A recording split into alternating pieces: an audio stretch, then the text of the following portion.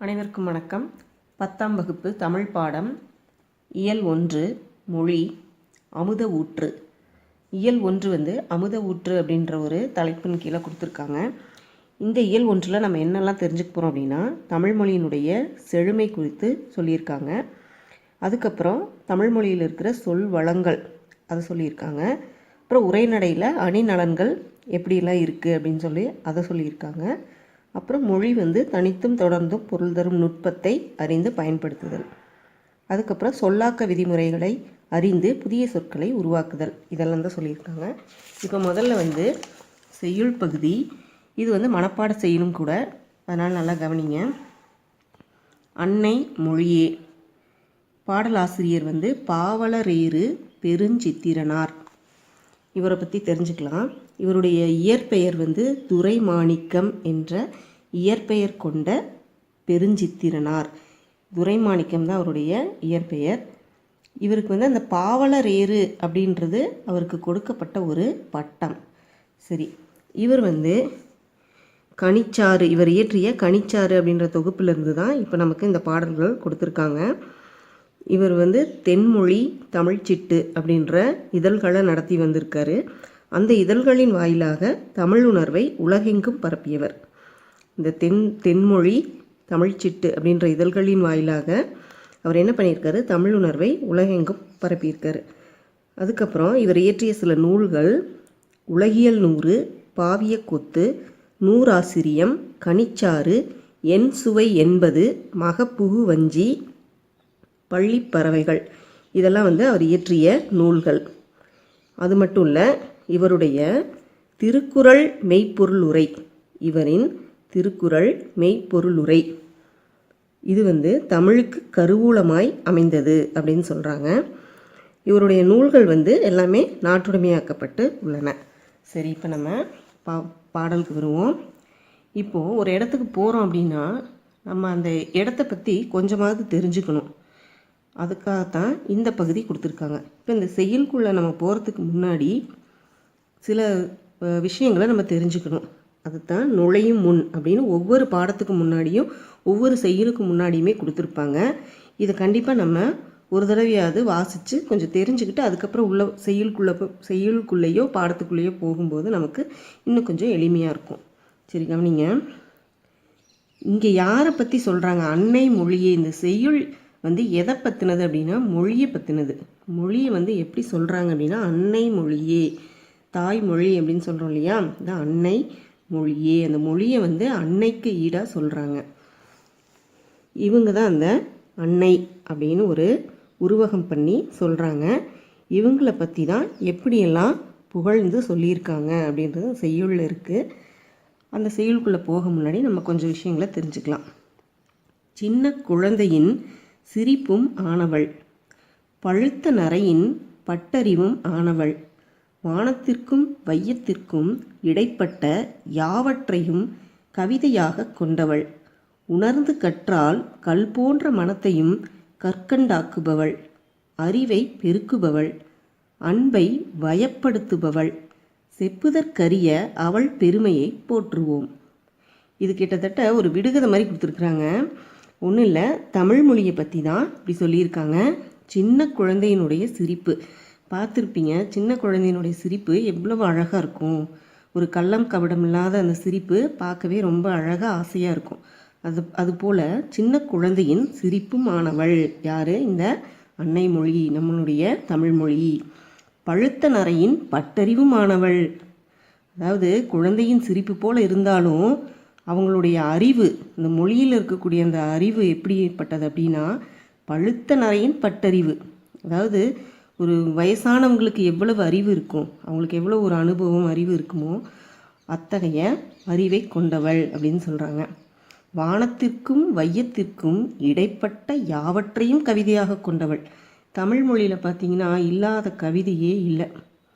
அதாவது வானத்திற்கும் வையத்திற்கும், மேலே வானம் இருக்குது, கீழே இந்த உலகம் இருக்குது.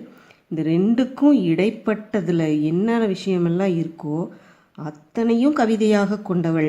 நம்ம தமிழ் மொழியில் அத்தனை எல்லா விஷயத்தை பற்றியும் எல்லாத்த பற்றியும் கவிதை இருக்குது. அத்தனையும் கவிதையாக கொண்டவள் நம்மளுடைய தமிழ்மொழி. உணர்ந்து கற்றால் கல் போன்ற மனத்தையும் கற்கண்டாக்குபவள். இந்த தமிழ் மொழியை உணர்ந்து நம்ம கற்றோம் அப்படின்னா, உணர்ந்து நம்ம கற்றுக்குறோம் அப்படின்னா கல் போன்ற மனசை கூட கற்கண்டா மாற்றிரும் அப்படின்னு சொல்கிறாங்க. அறிவை பெருக்குபவள், நம்மளுடைய தமிழ்மொழி அறிவை பெருக்கக்கூடியது அப்படின்னு சொல்கிறாங்க. அன்பை வயப்படுத்துபவள், அதாவது அன்பை தன்வசப்படுத்தக்கூடியது அப்படின்னு சொல்கிறாங்க. செப்புதற்கரிய அவள் பெருமையை போற்றுவோம். செப்புதல் அப்படின்னா சொல்லுதல் அப்படின்னு அர்த்தம். சொல்லுதற்கரிய, இப்படி சொல்லவே முடியாத, இது இவ்வளவுதான் இப்படிதான்னு ஒரு அறுதிட்டு சொல்ல முடியாத அவளுடைய பெருமையை போற்றுவோம்னு சொல்கிறாங்க. சரி, இப்போ நம்ம செய்யுளுக்கு போகலாம், கவனிங்க. அழகார்ந்த செந்தமிழே, அன்னை மொழியே, அழகார்ந்த செந்தமிழே, முன்னைக்கும் முன்னை முகிழ்த்த நறுங்கனியே, கன்னிக் குமரி கடல் கொண்ட நாட்டிடையில் மன்னி அரசிருந்த மண்ணுலகப் பேரரசே. அதாவது அன்னை மொழியே, தாய்மொழியே, அழகார்ந்த செந்தமிழே. செந்தமிழ் அப்படின்னாவே செழுமையான தமிழ் அப்படின்னு அர்த்தம். நல்ல ஒரு அழகான செழுமையான தமிழே. முன்னைக்கும் முன்னை, முன்னைக்கும் முன்னைனா பழமைக்கும் பழமை வாய்ந்த அப்படின்னு அர்த்தம். ஒரு இது கூட சொல்லுவாங்க, ஒரு கருத்து சொல்லுவாங்க. என்னென்னா, கல் தோண்டி மண் தோன்றா காலத்தை முன் தோன்றிய மூத்தகுடின்னு சொல்லுவாங்க நம்மளுடைய தமிழ்குடியை. அதுதான் இங்கேயே சொல்கிறாங்க. முன்னைக்கும் முன்னை பழமைக்கும் பழமை வாய்ந்த முகிழ்த்த நறுங்கனியே. கனினா பழம், நல்ல ஒரு கனியே அப்படின்னு சொல்கிறாங்க. கன்னிக்குமரி கடல் கொண்ட நாட்டிடையில், குமரிக்கண்டம் ஆதி காலத்தில் தோன்றிய முதல் கண்டம் அப்படின்னு சொல்லுவாங்க, குமரிக்கண்டம். அங்கே தான் நம்மளுடைய தமிழ் குடிமக்கள் முதலில் தோன்றியவர்கள் அப்படின்னு சொல்லுவாங்க. அந்த கன்னிக்குமரி கடல் கொண்ட நாட்டிடையில் மன்னி அரசிருந்த மண்ணுலக பேரரசே. அதாவது மன்னி அப்படின்னா நிலைத்த அப்படின்னு அர்த்தம். நிலைத்த அரசாக இருந்த மண்ணுலக பேரரசே அப்படின்னு நம்மளுடைய அன்னை மொழியை சொல்கிறாங்க. பாருங்கள், இவங்க தான் அந்த அன்னை மொழி அப்படின்னு உருவகப்படுத்தி இருக்காங்க. அதுக்கப்புறம் தென்னன் மகளே, திருக்குறளின் மான் புகழே, இன்னரும் பாப்பத்தே, என் தொகையே, நாற்கணக்கே, மண்ணுஞ் சிலம்பே, மணிமேகலை வடிவே, முன்னும் நினைவால் முடிதாழ வாழ்த்துவமே. தென்னன் மகளே அப்படின்னா, தென்னன் அப்படின்னா பாண்டியன் அர்த்தம். பாண்டிய மன்னர், மூவேந்தர் கேள்விப்பட்டிருப்பீங்க, சேர சோழ பாண்டியர்கள். இதில் பாண்டியனுடைய மகளே அப்படின்னு சொல்கிறாங்க. அதாவது ஏன் மூவேந்தர்கள் இருக்காங்க, இன்னும் நிறைய மன்னர்கள்லாம் இருக்காங்க, அவங்களெல்லாம் விட்டுட்டு தென்னன் மகளே அப்படின்னு பாண்டியனை மட்டும் ஏன் குறிப்பாக சொல்கிறாங்க அப்படின்னா, பாண்டிய மன்னர்கள் தான் சங்கம் வைத்து தமிழ் வளர்த்தவர்கள் அப்படின்னு சொல்லுவாங்க. அதனால தான் பாண்டிய மன்னனினுடைய மகளே அப்படின்னு சொல்கிறாங்க. திருக்குறளின் மான் புகழே. திருக்குறள் நூல் இருக்கு இல்லையா, அதனுடைய பெருமை வாய்ந்த புகழே, பெரும் புகழே அப்படின்னு சொல்கிறாங்க. இன்னரும் பாப்பத்தே. பாப்பத்து அப்படின்னா 10 பாட்டு 8 தொகைன்னு சங்க நூல்கள் கேள்விப்பட்டிருப்பீங்க, சங்க இலக்கியங்கள். பானா பாட்டு, 10ங்கிறது அந்த எண்ணிக்கை, அதுதான் பாப்பத்தே, 10 பாட்டு, அதுதான் பாப்பத்தே அப்படின்னு சொல்கிறாங்க. இன்னரும் அப்படின்னா அந்த இனிமையான பாப்பத்தே அப்படின்னு சொல்கிறாங்க, அருமையான இனிமையான. எண் தொகையே அப்படின்னா 8 தொகை தான். எண் அப்படின்றது இந்த இடத்துல 8 தொகையே. நற்கணக்கே அப்படின்னா 14 கீழ்கணக்கு நூல்கள், இதையும் நீங்கள் கேள்விப்பட்டிருப்பீங்க, நீதி நூல் எல்லாம் வரும், 14 கீழ்கணக்கு நூல்கள், அதுதான் நற்கணக்கே அப்படின்னு சொல்கிறாங்க. மண்ணுஞ் சிலம்பே, மணிமேகலை வடிவே. இங்கே சிலம்பேன்றது சிலப்பதிகாரம், சிலப்பதிகாரத்தை தான் மண்ணுஞ் சிலம்பே. மண்ணும் அப்படின்னா நிலைத்த, இங்கே கூட மன்னி அப்படின்ற வார்த்தை வந்தது இல்லையா, அதே தான் இங்கேயும் மண்ணும் அப்படின்ற நிலைத்த அப்படின்னு அர்த்தம். நிலைத்த சிலப்பதிகாரமே அப்படின்னு சொல்கிறாங்க. மணிமேகலை வடிவே. சிலப்பதிகாரம், மணிமேகலை அப்படின்ற இலக்கிய பெயர்கள் நீங்கள் கேள்விப்பட்டிருப்பீங்க, ஐம்பெருங்காப்பியங்கள், அதில் வர அந்த மணிமேகலை வடிவே அப்படின்னு சொல்கிறாங்க. முன்னும் நினைவால் முடித்தாழ வாழ்த்துவமே. முன்னும் நினைவால் அப்படின்னா பொங்கி எழும் உன்னுடைய அந்த நினைவால் நாங்கள் உன்னை முடிதாழ வாழ்த்துவமே. முடி அப்படின்றது தலை, உன்னுடைய தலையை குறிக்கும். முடி தாழ அப்படின்னா தலை வணங்கி, அதாவது தலை தாழ்த்தி உன்னை வாழ்த்துவமே அப்படின்னு சொல்கிறாங்க.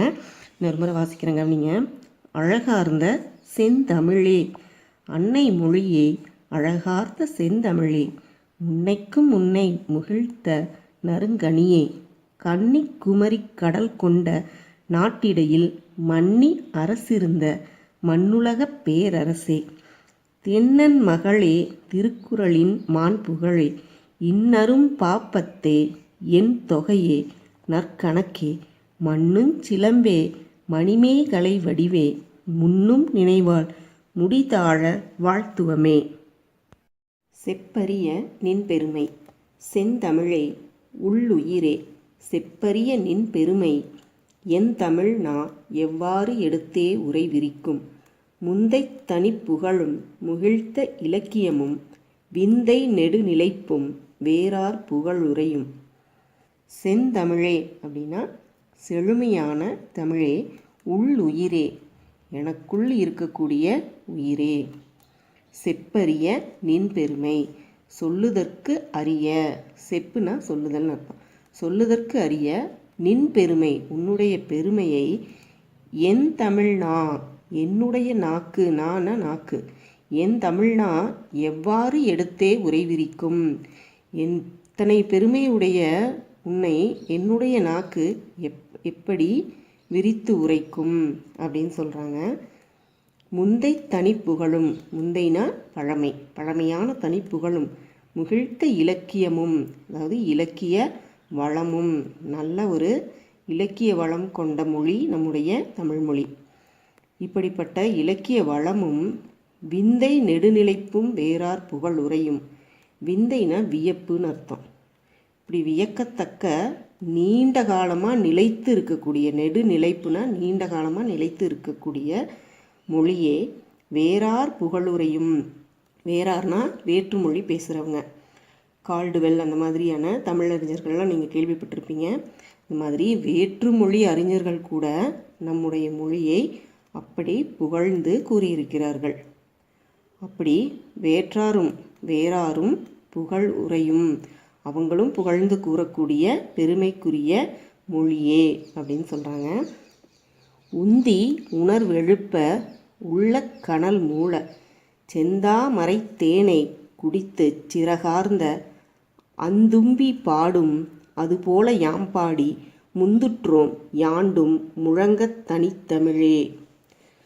உந்தி உணர்வெழுப்ப அப்படின்னா உன்னை பற்றி உரைத்த புகழ் உரையும், அதாவது உந்தி உணர்வெழுப்ப உள்ள கனல் மூல, என்னுடைய உள்ளத்தில் இருக்கிற இந்த பற்றுணர்வை தட்டி எழுப்பக்கூடிய மொழியே அப்படின்னு சொல்கிறாங்க.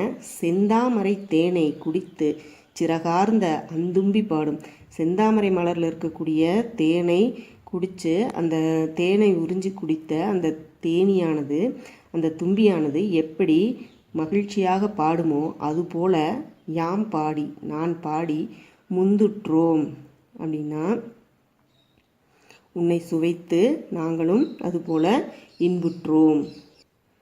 முந்துற்றோம் யாண்டும் முழங்க தனித்தமிழே, யாண்டும்னா எங்கேயும்.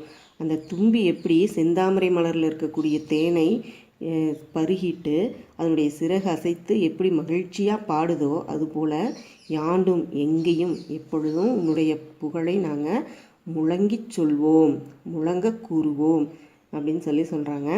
இன்னொரு முறை வாசிக்கிறாங்க. நீங்கள் செப்பரிய நின் பெருமை செந்தமிழே, உள்ளுயிரே, செப்பரிய நின் பெருமை, என் தமிழ்னா எவ்வாறு எடுத்தே உரைவிரிக்கும். முந்தை தனிப்புகழும் முகிழ்த்த இலக்கியமும், விந்தை நெடுநிலைப்பும் வேறார் புகழுரையும், உந்தி உணர்வெழுப்ப உள்ள கனல் மூல, செந்தாமரை தேனை குடித்து சிறகார்ந்த அந்தும்பி பாடும், அதுபோல யாம் பாடி முந்துற்றோம் யாண்டும் முழங்கத் தனித்தமிழே.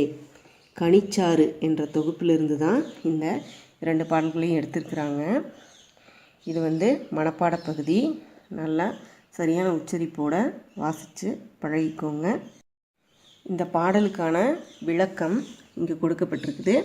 இதையும் நீங்கள் ஒரு முறை வாசிச்சுக்கலாம். அப்போ உங்களுக்கு இன்னும் கொஞ்சம் ஈஸியாக புரியும். இது பாருங்கள், இங்கே ஒரு இது கொடுத்துருக்காங்க.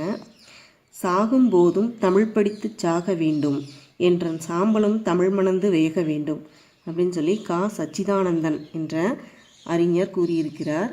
அதாவது சாகும்போதும் தமிழ் படித்து சாக வேண்டும் அப்படின்னா நான் தமிழ் படிச்சுக்கிட்டே இருக்கணும், எப்பயுமே நான் தமிழ் படித்து கொண்டே இருக்கணும், சாகும்போது கூட நான் தமிழ் படித்து தான் சாக வேண்டும் அப்படின்னு சொல்கிறார். இந்த தமிழை படித்து கொண்டு இருக்கும்போதே நான் சாக வேண்டும் என்று கூறுகிறார். என்றன் சாம்பலும் தமிழ் மணந்து வேக வேண்டும், அப்படி நான் இறந்தாலும் கூட என்னை எரிக்கும்போது உண்டாகும் அந்த சாம்பலும் தமிழ் மணந்து வேக வேண்டும், என்னுடைய உடலிலிருந்து வரக்கூடிய அந்த சாம்பலும் தமிழ் மணக்க வேண்டும் அப்படின்னு சொல்கிறாரு. அப்படின்னா அவர் நம்மளுடைய மொழி மேலே, தமிழ் மொழி மேலே எவ்வளவு ஒரு பற்று வச்சுருப்பாரு அப்படின்னு பார்த்துக்கோங்க.